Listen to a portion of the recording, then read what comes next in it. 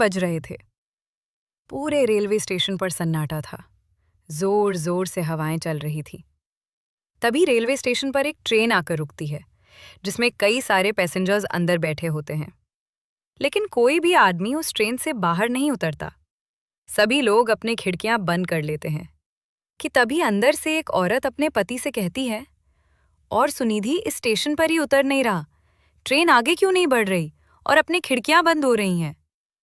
तो उसकी बात सुनकर एक बूढ़ा आदमी आता है। मैं, चुप करो, कुछ मत कहो। अगर ये अपनी और हमारी जान की सलामती चाहती हो तो भगवान के लिए शुक्रवार।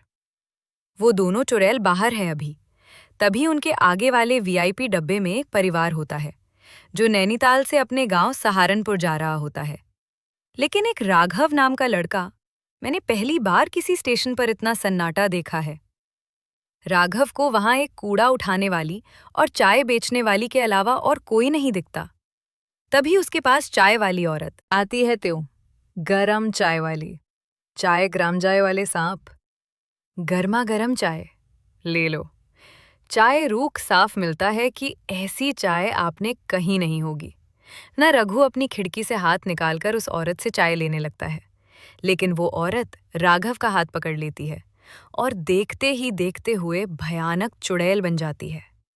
घृत भगवान, ये चुड़ैल बचाओ बचाओ का हाथ है, जिसके बाद कूड़ा उठाने वाली चुड़ैल उसके मुंडी काटकर अपने पूरे में डालने। किसी को भी नहीं, सबके साथ मरेंगे। रघु के चिल्लाने की आवाज सुनकर सभी लोग जाते हैं और के सभी पैसेंजर्स बहुत डर जाते हैं। ट्रेन के चलने के बाद वो बूढ़ा आदमी उस औरत को, ये कुछ महीने पहले की बात है, संबलपुर गांव से दो बहन रीता और सीधा शहर जा रही होती है। वो दोनों ट्रेन बैठ जाती है, जिसके बाहर ट्रेन चलने लगती है।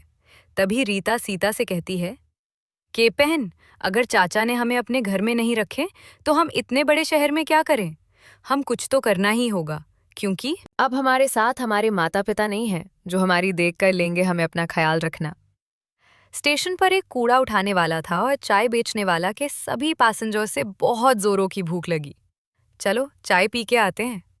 कि वो दोनों बहनें सुनसान स्टेशन पर ट्रेन से उतर जाते हैं, जिसके बाद सीता चाय लेने जाती है। वहीं ऋचा को प्यास लगती है, इसीलिए वो पानी पीने के लिए कूड़ा बीनने वाले से पूछती है, भाई साहब, मुझे बहुत जोरों से प्यास लगी है, पानी मिल जाएगा।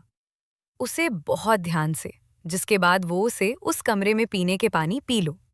पानी पीने के लिए उस कमरे की तरफ जाने लगी कि तभी वो कूड़ा बीनने वाला उसके पीछे पीछे और कमरे का दरवाजा लगा देता है कि अरे भाई साहब, हत्या कर रहे हो। बिल्कुल ऐसे ऐसे कैसे जाने दूं?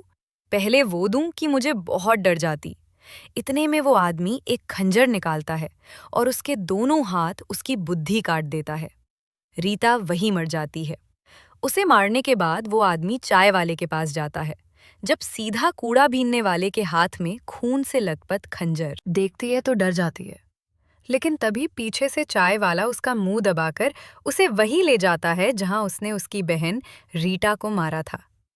ये कहते हैं इससे पहले उस आदमी ने उसके दोनों हाथ और उस मुद्दे हैं। इन दोनों बहनें मर जाती हैं। उनकी मौत क्यों युद्ध हद तक, इस बात का पता नहीं चला। सरकार ने भी उन दोनों बहनों की मौत का पता नहीं लगाया। लेकिन उस दिन के बाद वो दोनों बहनें भयानक चुड़ैल बन गई, जिसके बाद वो रेलवे स्टेशन से उतरने वाले हर एक पैसेंजर के हाथ और उनकी मुंडी काट देती। तो वो दोनों तो कई लोगों को मैं जानता हूँ, इसीलिए मैं संबलपुर गांव से शहर जहाँ रहूं, जहाँ दोनों बहनें हैं, कि शायद वहां जाकर मुझे उन दोनों बहनों की मुक्ति का कोई रास्ता मिल जाए। बूढ़ा आदमी शहर में उन दोनों बहनों के रिश्तेदार या उनके चाचा के घर जाता है, जहां उसे पता चलता है कि उसके चाचा कुछ समय पहले ही गुजर चुके हैं। तब सीता की चाची उर्मिला बूढ़े आदमी से कहते हैं, मैं ज्यादा कुछ नहीं जानते, लेकिन अपने पति को हमेशा किसी बात को लेकर परेशान करते थे और उनकी जेब से ये ड्रेस मिला था। शायद आपके किसी बूढ़े आदमी उस पर पहुंच जाता है, जहां उसे एक बहुत ही जाने माने तांत्रिक बाबा कहते हैं। दोनों बहनों की उम्र के नत्थू लाल ने करवाई थी। वो चाहते थे कि उनके मरने के बाद गांव की जमीन हड़प ली, लेकिन दोनों बहनों की मौत के बाद दोनों रॉयल बन गईं और नथुलाल को रेलवे स्टेशन की कहानी पता चली तो उसे डर के मारे हार्ट अटैक आ गया। "बाह, बाह, मेरी मदद करो उन दोनों बहनों को मुक्ति दिलाने में। उन्हें मुक्ति नहीं मिली तो वो ऐसे ही सबको मार देती रहेंगी।" बूढ़ा आदमी तांत्रिक बाबा को रेलवे स्टेशन लेकर जाता है और जैसे ही रात के 3 बजते हैं वो चुड़ैल सामने आते हैं और जोर जोर से हंसने लगे हैं। "चले जाओ यहाँ से, ये रेलवे स्टेशन मेरा है। मैं सबको मार दूंगी, हम तो तुम्हें केवल यहाँ तुम्हारी मौत का कारण थे कि हमारी मौत का कारण?"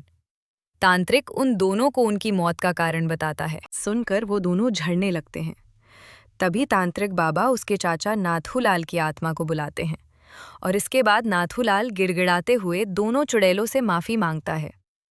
"बिटिया, हमका माफ़ कर दो, हमसे बहुत बड़ी गलती हो गई। मुझे अपनी गलती का बहुत पछतावा है। जैसे मैं इस दुनिया को छोड़कर चला गया हूँ, तुम भी मुक्त हो जाओ। सच बात है कि अक्सर अपने ही हमें धोखा देते हैं कि हमारा यहाँ रहना भी ठीक नहीं है।